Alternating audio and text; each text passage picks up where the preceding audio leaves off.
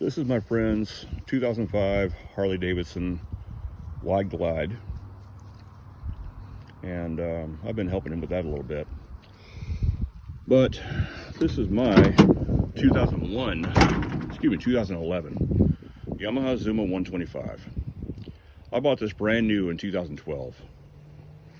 I was working for myself at the time. You see I got a Leo Vinci exhaust on there. Those are no longer available.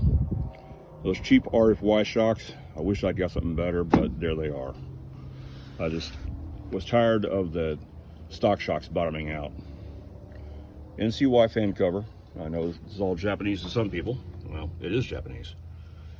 This is a fuel injected bike, so it has no 2 sensor. I put a NCY on plug coil on this thing. Has a SD aftermarket head. Has Hobao heat sink valve covers and cam cover. Has a Corbin seat that unfortunately is kind of falling apart. It was a Father's Day gift to me from my daughter. I run bar end mirrors. They're better than the stock ones. I also have a PGO gauge, which I really like. It's got 5 different modes. And I have an A-Racer Cube G gauge that I keep an eye on my engine temperature with. I also like my Omni Cruise. It's a cruise control type thing. Doesn't hold it 100%, but it's not bad. Now, you'll see an orange ribbon on some of my stuff. What that is I'm a kidney cancer survivor. I lost my right kidney to cancer back in December 2014. I am now at stage 3 kidney failure, but I'm still going. I put some LED driving lights on it. My headlights currently have a 3000 Kelvin yellow in the right side and a 8000 Kelvin blue on the left side, both LED, and I really like the light pattern it gives me. There's another GoPro mount up there.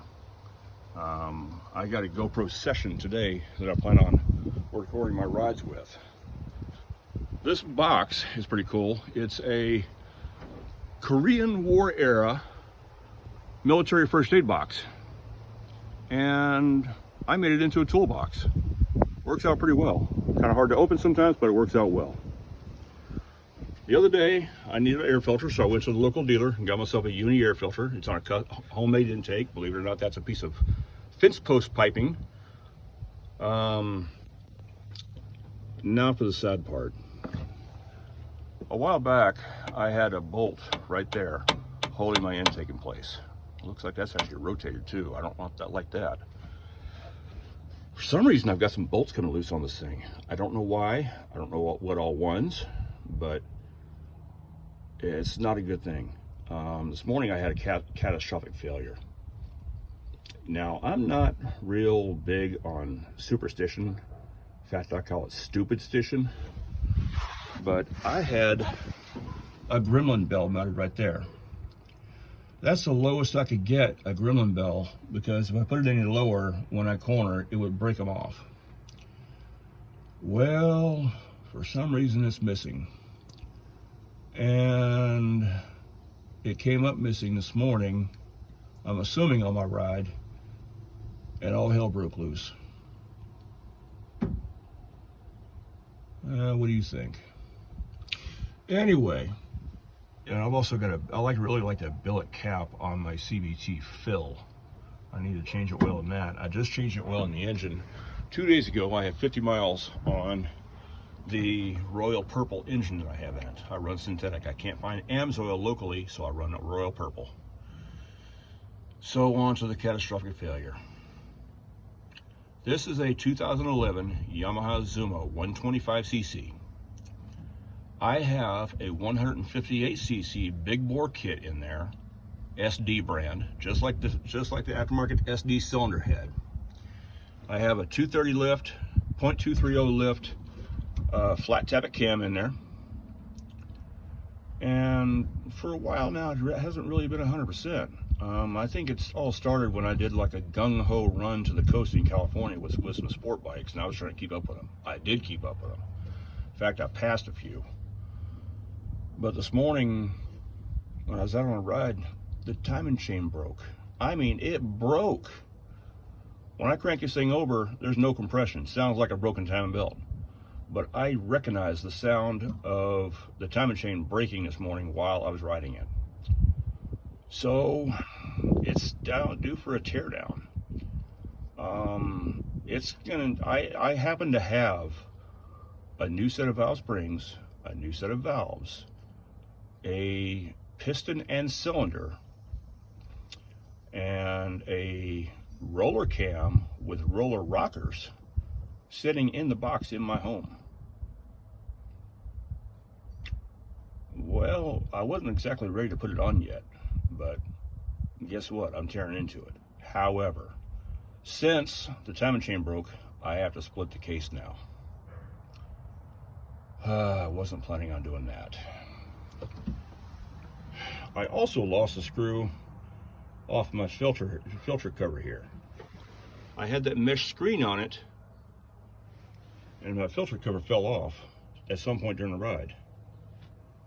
Well, driving home from Fort Smith, Arkansas today, I actually found that filter cover, and it had been run over a couple times, so I guess it's not going back on. I have to decide what I'm going to do there. Found a couple of aftermarket ones, but that's not in the cards right now. But since I have to split the case, I'm seriously debating figuring out how to come up with the money to put in a 175cc RC Scooters stroker kit and give it even more torque.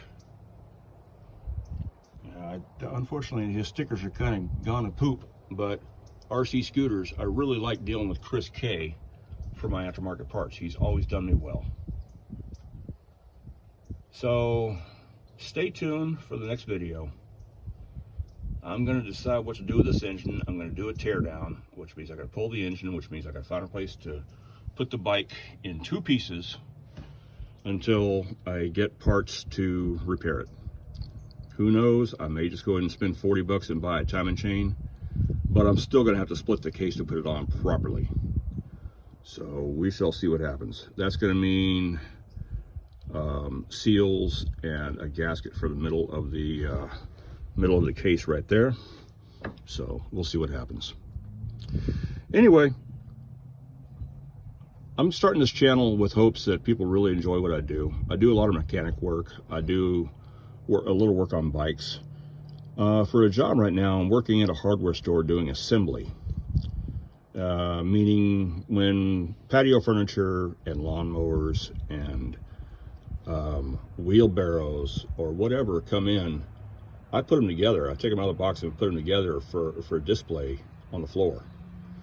If you guys would like to see some of that assembly, let me know in the comments. I'll post videos of that too. Who knows, it could end up being a tutorial for someone. Excuse me, I'm dyslexic, so pardon me. Could end up being a tutorial for someone who needs help putting something together. So for now, thank you for watching. I appreciate it. And stay tuned for the next video.